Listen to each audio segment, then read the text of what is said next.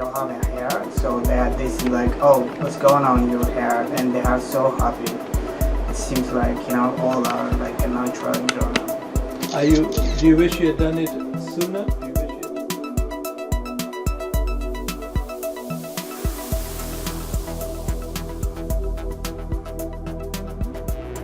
I'm going to present David today. He had a strip or FUT transplant in May of 2018 and has come back 13 months later. He had 3,000 grafts. This is his pre-op photographs. You can see that he's a Norwood 4 pattern. See the recession from the hairline where it was to mid-scalp. And so these are his pre-op photographs. Post-op photographs. And you can see where the grafts were planted in the anterior one half of the scalp.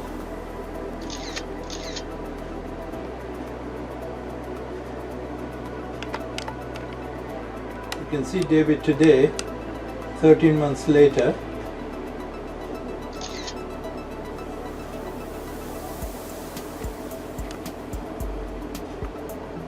A very good result with a very thick hairline, extremely natural.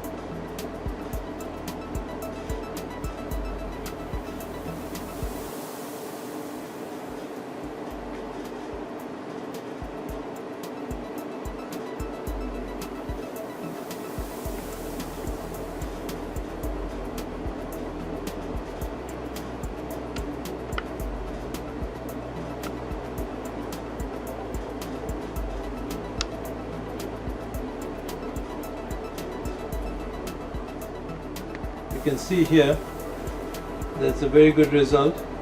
This is the interior forehead, which was initially with no hair, and this is his natural hair. So this is the transplanted hair, and then this is the natural hair.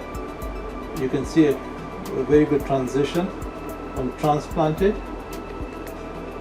to natural. Where the strip was removed, and you can see there's no scarring whatsoever. I cannot detect a scar. I just cannot see a scar. In fact, it's here, but one just cannot see it. Transplant, David. Yeah, like I'm happy, like, and they have a big difference. Like on the front, they don't have like any hair, just like you saw it in the picture. But now, like, they have a big difference. Like all of the hairs like equally like grown up, and it seems like all of them is like naturally grown up.